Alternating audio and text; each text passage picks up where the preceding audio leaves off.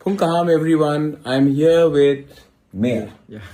Mayor is a young boy and Mayor has come today to meet me with his father right here. Namaste. And one more special guest, Mayor's mother. Hello. Right? She is right here. सपना मेरा MLA.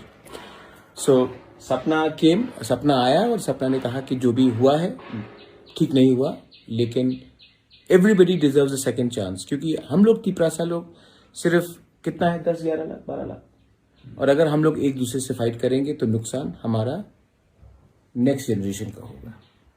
तो अगर next generation को अच्छा example देना है तो election खत्म हो चुका है, सबको एक सेकंड चांस मिलना चाहिए और प्यार से हम लोग एक संग आगे बढ़ के हम लोग we will fight and make a Tiprasa accord and a Thansa more successful.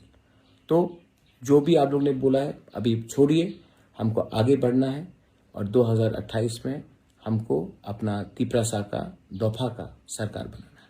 Ally नाम भाई हम भाई